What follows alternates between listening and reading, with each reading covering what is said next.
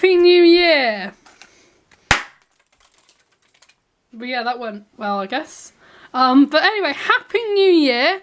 And to start off the new year, we've got brilliant new Doctor Who New Year's Day special to review. It's going to be fantastic. It's going to be epic, apparently, isn't it? But will it, though? Right? It'll be great, won't it? Right? Yeah, it'll be brilliant, right? I mean, yeah, it's going to be good, isn't it? Yeah. Yeah, probably not, but never mind.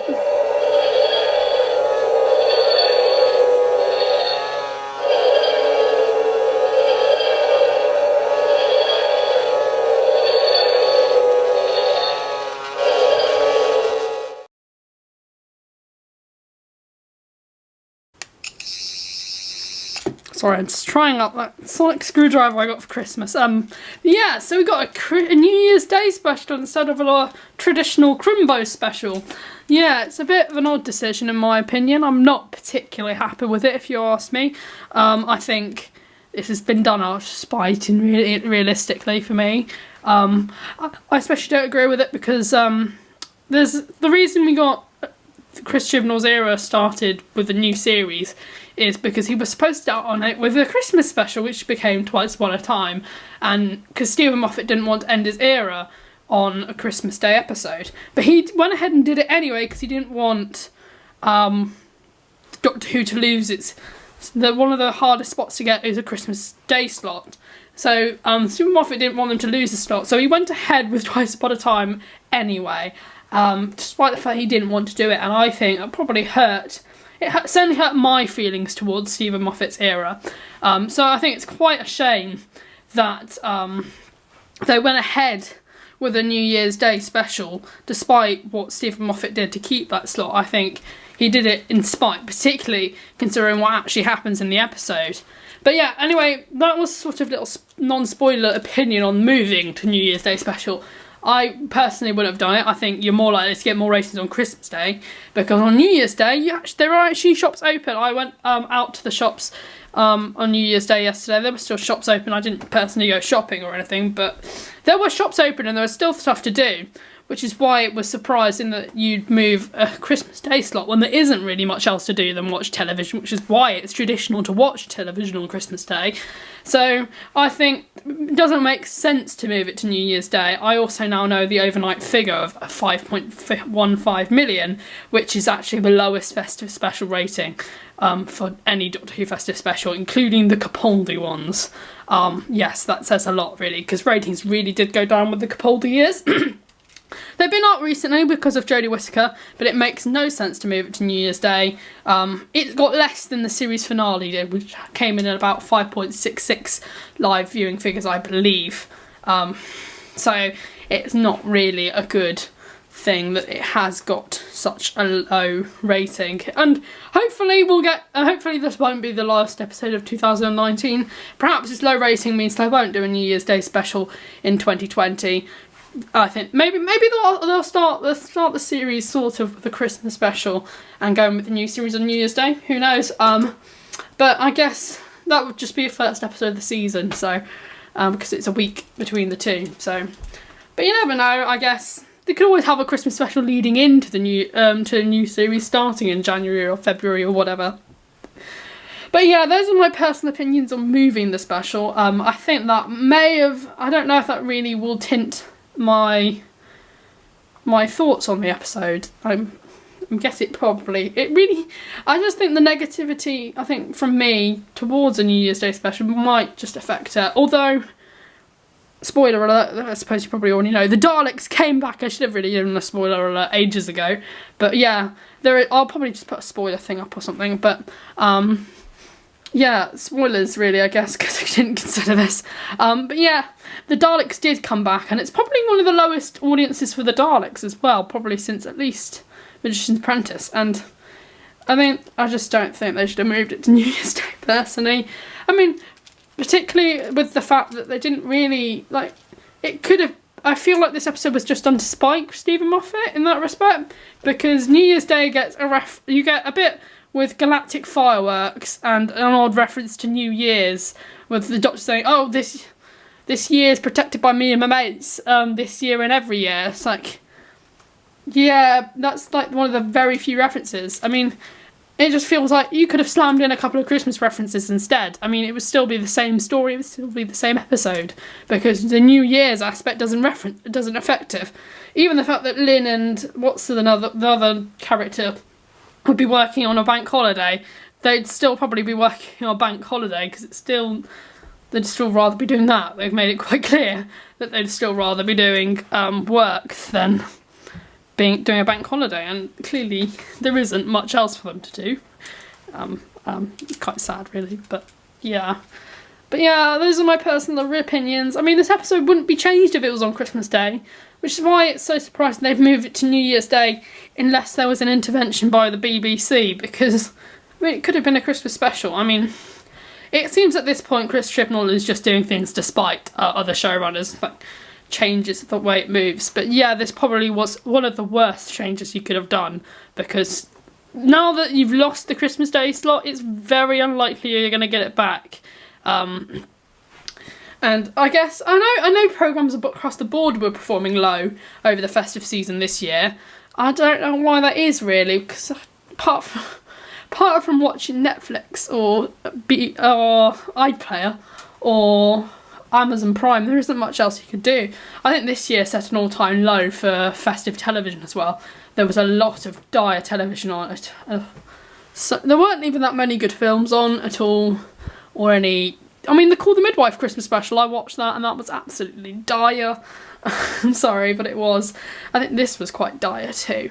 But yeah, just my opinion on moving it to New Year's Day is sort of going to tint my review of this, because I am quite enraged at Chris Chibnall because he has just done this despite.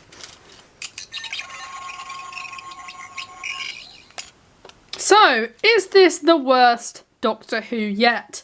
Of Series 11, I think it has a reasonable chance of being the worst episode. This is Tsuranga Conundrum, but with the Daleks in it. I have to say, the Pating felt more threatening than the Daleks in this episode, it has to be said. But yeah, this is really just has the same exact problems as the Tsuranga Conundrum, because it is essentially the same, well, not really the same story, but it suffers the same fate of all Chris Chibnall stories. It doesn't feel complete. There's a lot of build-up. We noticed at the would have been 40-minute mark, there's 20 minutes to go, I realised there's no actual real Dalek yet. It's still the Dalek mutant. No one has died yet. And there's just been a load of soap opera family sort of stuff that never really gets any payoff. I think the whole relationship with Ryan and Graham and Ryan's dad is a bit of a waste of time, because it all happens and there's no payoff at all to it. It just sort of happens. It's like Ryan's dad returns and then nothing else happens. Ryan and Graham go off again in the TARDIS. There's nothing for you to say. I think if you were to have done that storyline, either Ryan or Graham or both would have had to stay behind. Or maybe I think Ryan and Ryan's dad should have died, personally. I think the way they should have acted out that final sequence was for Ryan or Ryan's dad to die.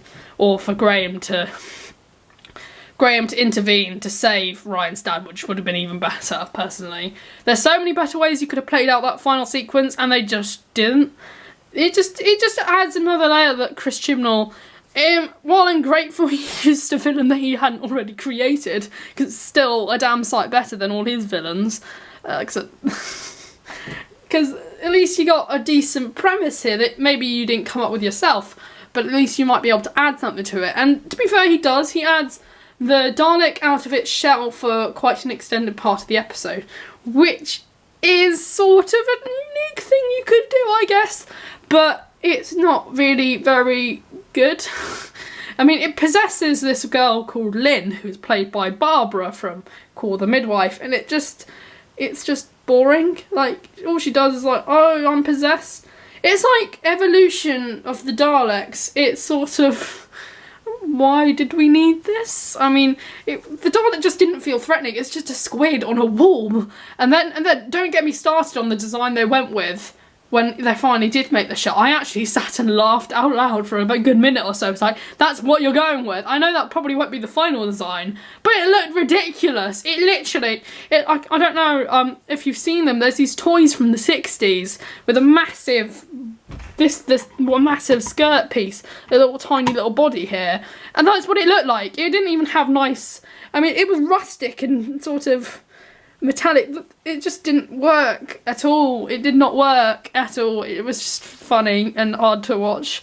Also, the amount of jokes you can make about this episode, it's just, I mean, first of all, Unit. Why did they close Unit now? That's a bit, I mean, I noticed a lot of people were saying that Chris Chibnall and Jodie Whittaker and so on have been rubbishing Classic Who fans and Classic Who in general.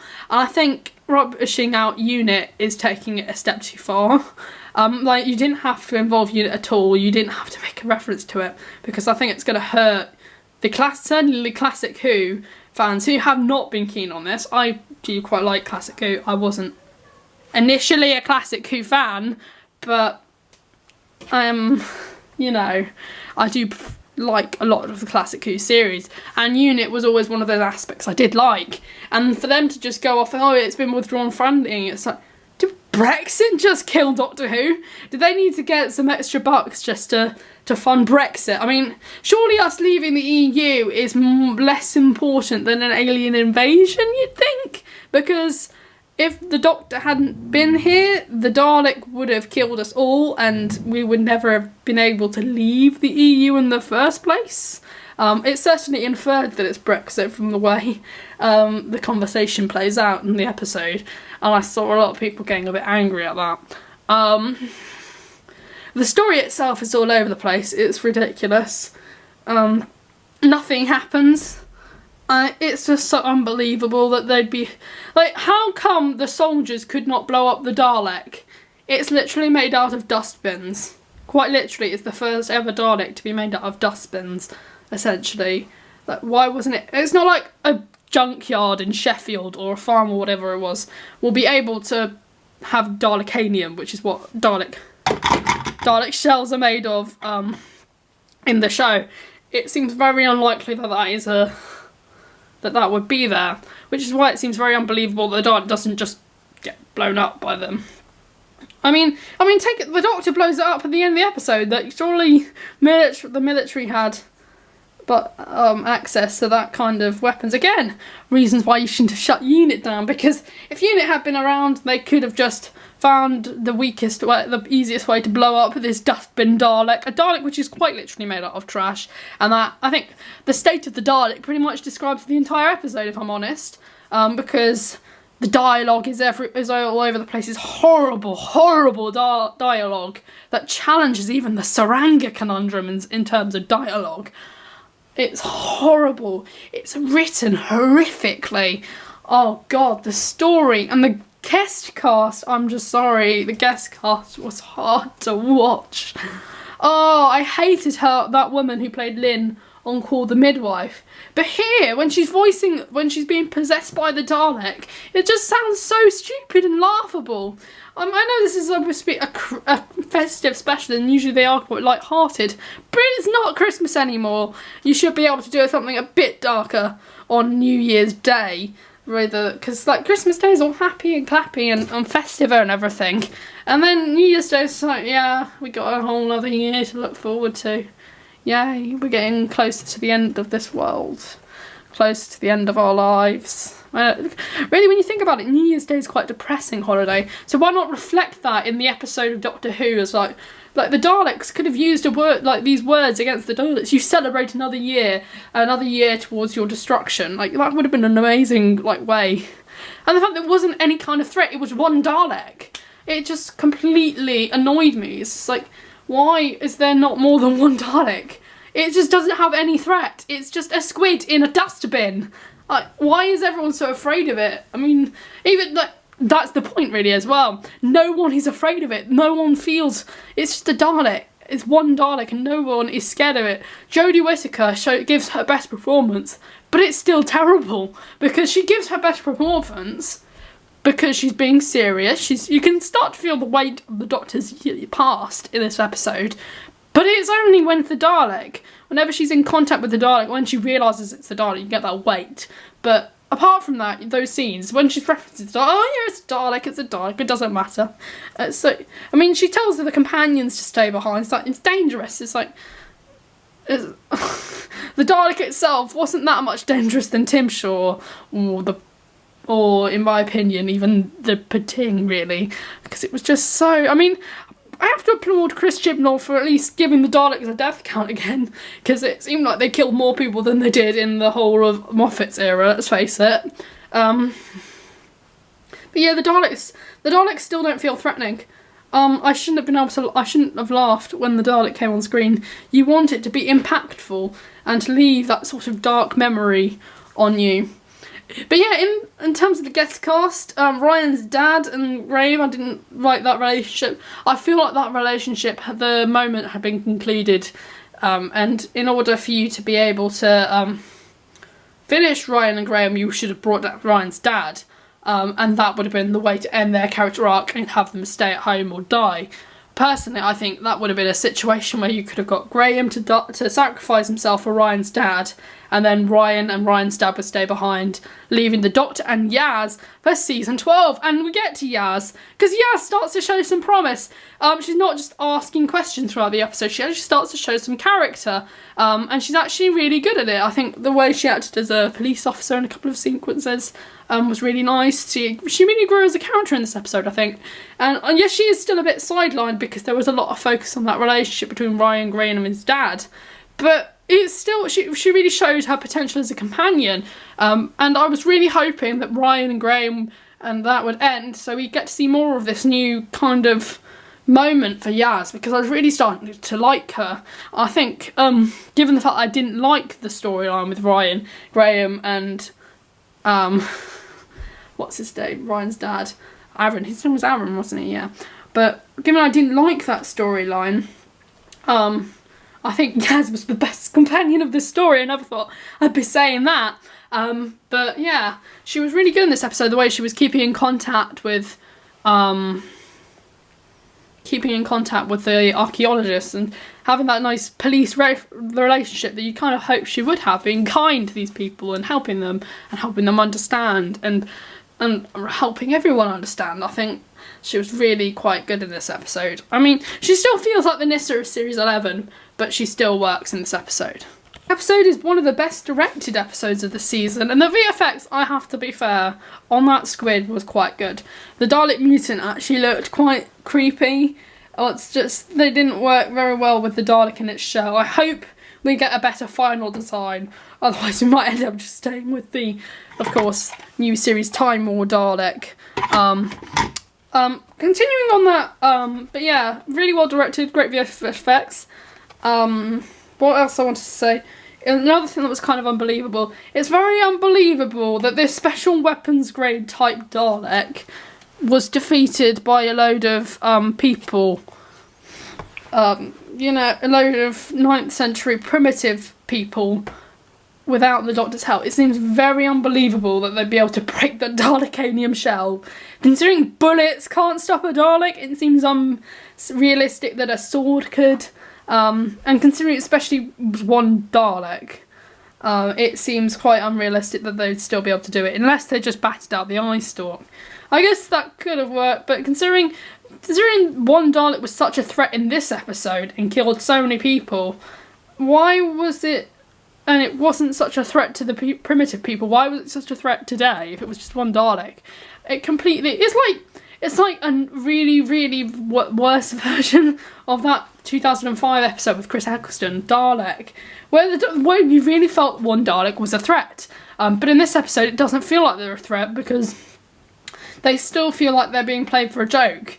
Particularly the fact that I was able to laugh at the design, it really says something that they really haven't been able to modernise it anymore, and it hasn't been terrifying for quite a while. I think the last time the Daleks were genuinely scary was all the way back in 2008 with the big Dalek two-parter at the end of the season, I think that was really the last time I've ever been really scared of the Daleks. I've never really been scared of the Daleks, if I'm honest. And the only time I've ever been properly scared by the Daleks was in Dalek. And that's why I think the idea of having a Dalek that's on its own being such a threat is quite an interesting idea, because just one Dalek could bring us all down. But they kind of threw that on their head with the whole 19th century, I think. People being able to destroy one Dalek, a weapons-grade Dalek at that. It kind of removes that sense of threat in that in the moment as well. Especially because it was a Dalek out of its casing as well. So, sorry. But yeah, it didn't feel threatening at all. Because essentially it was just a Dalek squid on a woman with a gun. That isn't really that threatening. Because I don't know why it didn't occur to that woman to get her gun out and shoot the woman for trying to attack that lady. Especially in this age of stabbings and so on, and attacks on the police. It surprises me that she didn't just shoot to sort of destroy, to stop this woman, or to like stop the alien Dalek, because it's a bear Dalek. It's just a squid. It doesn't have any protection. You could have just shot the squid like you would any other animal or rodent / vermin, because that's what this Dalek is. It's just doesn't feel threatening at all. I'm sorry. It's just so unbelievable and unthreatening, and so much bad dialogue and so much bad dialogue. Oh, and the music. I think considering the music was such a highlight for most of Series 11, and when it starts to get epic, and then it gets a bit, I think he tried to be epic, but the music just felt out of place and didn't feel right. Particularly during like scenes of the car chase and them discovering the Dalek's DNA. It's like, what's this music for? It doesn't sound right at all. It doesn't fit the theme of the moment, or the feeling you're supposed to be feeling at that moment. It doesn't match that. It just feels out of place. Yeah. I mean, it was a missed opportunity for Series 13 as well. I mean, we haven't felt that weight of the Doctor yet, and we don't see much of it outside. Like, she should have been scared the entire episode. The moment she found out about Dalek, she should have been like the 9th Doctor. He sends Rose back because he's so scared of this Dalek army. I mean, you just don't feel the threat that you maybe feel with other Dalek stories. You don't feel that fear through the Doctor, which is why it doesn't feel like such a threat at all, the Dalek. Which is why this episode doesn't feel as good as other Dalek stories by Russell T Davies and so on. Let's see, shall we? That scene where the power goes out, it feels like it's been played quite a few times now, and it's a bit... I'm surprised they didn't use that moment to say not even BBC iPlayer, and they said Netflix instead, because it shows... people, I guess they're trying to say, get off Netflix and get on BBC iPlayer instead. We don't need Wi-Fi. If you've got downloads, then we're fine. I mean, that would have been funny. That really would have been funny. The trash casing, just why again? It just looks weird. Yeah, the new VFX budget. Something I had to say though was when the Dalek was flying, it looked really quite poor. I mean, it had so many great CGI vehicles in Series 11, and the VFX looked brilliant, like the scope and everything, particularly in the Ghost Monument and Battle of Vanscourt Avkolos. But the ships looked amazing, they looked outstanding. Yet in this episode, the Dalek flying sort of looked a bit odd. It looked very animated. It didn't look very realistic at all. I just didn't like that at all. Great directing from Wayne Yip. That really was amazing. The car chase sequence, it felt really cinematic. The scenes inside the TARDIS, the way the camera would move, the giant alien fireworks were great as well. I loved that, and just lots of different shots, and the way he faced from one scene to the next was really great. By far the best directed episode of Doctor Who, in my opinion, probably. Horrific writing by Chris Chibnall, as always. I mean, you can't... This episode, ironically for all the fact that it's called Resolution, doesn't really have a proper resolution. It feels very rushed at the end. There's lots of build-up. It's like Battle of Vanscourt Avkolos.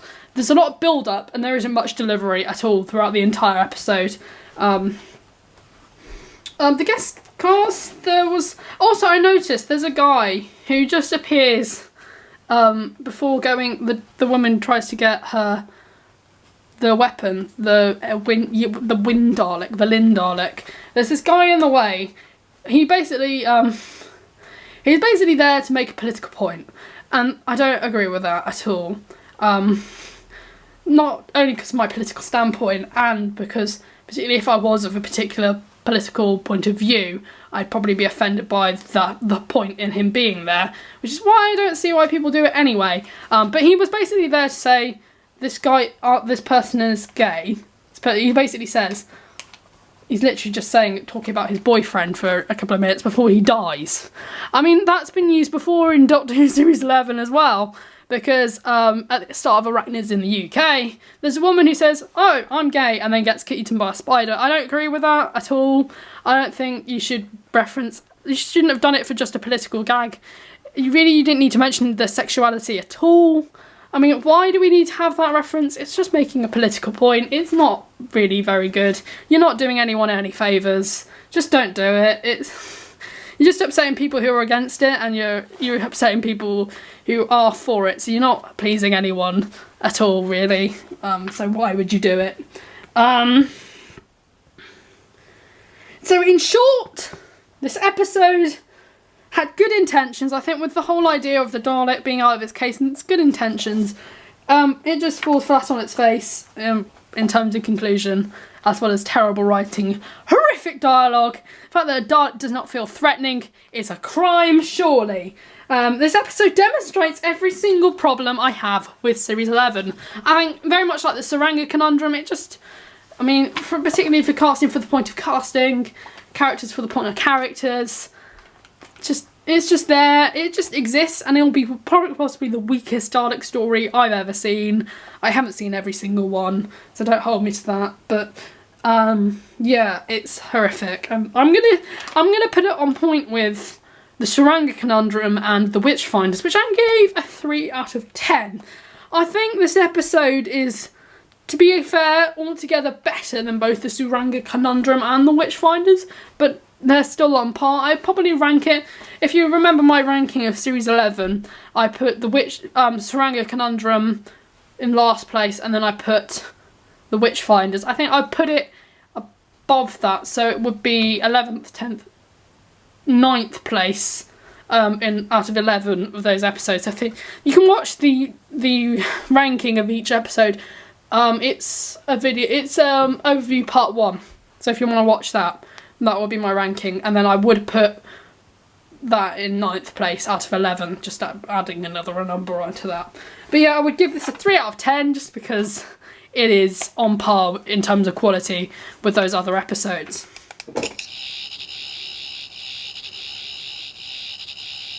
So yeah, that was my review for the first and probably last episode of 2019. I do hope we get a Christmas special this year instead of having a New Year's Day special, because quite possibly this is one of the worst decisions they could have done for this series. So yeah, I guess that's all until 2020 really, but I guess there's more I can do. I'm planning a few videos. I've got Doctor Who, I've got 13th Doctor figure with a delivery date pending. Hopefully I get that in for next week, hopefully at some point next week. And then I will do a collection tour for 2019. Last year I did a DVD collection video, which was quite popular. It went down quite well. So I may just do a proper collection video with everything. So like all my figures and books and magazines and DVDs and so on. Yeah, just Doctor Who stuff. I won't do any of the other boring stuff in my room. Unless you want me to. I have some Harry Potter stuff, some Star Wars stuff. A bit of Disney stuff, because of course this channel was originally named a whole universe of Doctor Who, Disney and more.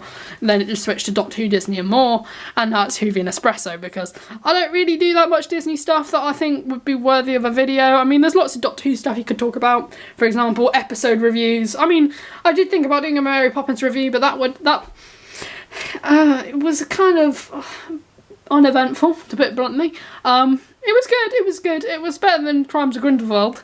But there isn't much I could really talk about in a review for that. I mean, it's Disney, it's Mary Poppins a sequel, what would you expect from it? It's just a sequel to Mary Poppins, really. It's basically, it's very, if you want my quick thoughts on Mary Poppins Returns, it was just a sort of revamp of the first one. I know originally there were a lot of people saying, oh, it's a reboot of Mary Poppins, and it does kind of feel like that in a sense. The music was horrendous. I was really shocked because they had Lin-Manuel Miranda on, who I've been told by some of my friends he did a popular musical called Hamilton, and that's very big. I know that's very big. He also wrote the music for Moana, which is one of my favourite Disney films, so I was quite surprised the music was so poor. There were some good songs in there, but not much. The plot was probably the best part of it, to be honest. Emily Blunt was quite interesting as Mary Poppins, and the children were a bit, well, they were child actors, so what else can I expect, really? Ben Whishaw was definitely a highlight. He played Paddington previously, so he's quite nice. He was very good in it. There was a lot of good things, and there was a lot of bad things as well chucked in there, including Lin-Manuel Miranda, who was horrific. I honestly don't know why everyone's so obsessed with him, because he was not very good in that film at all. Worst part of it, probably. But yeah, Happy New Year! Welcome to 2019. I guess this is the last year of the 2010s, which is a bit weird. Next year is a whole new decade. But yeah, we better savour the last moment of the 2010s. Sort of, a lot has happened in this last decade, so but make the last year of this decade count, I guess. And of course that's happening without any Doctor Who, so I don't know. I hope they move back to Christmas. I don't know if they can now, but yeah. Tell me what you thought about Resolution in the comments section down below, if you did indeed watch it. Of course, you can watch it on BBC iPlayer if you have not already watched it. I hope you have, because I should have done a spoiler, because I've pretty much spoiled it. But there's a lot in it that I haven't really talked about.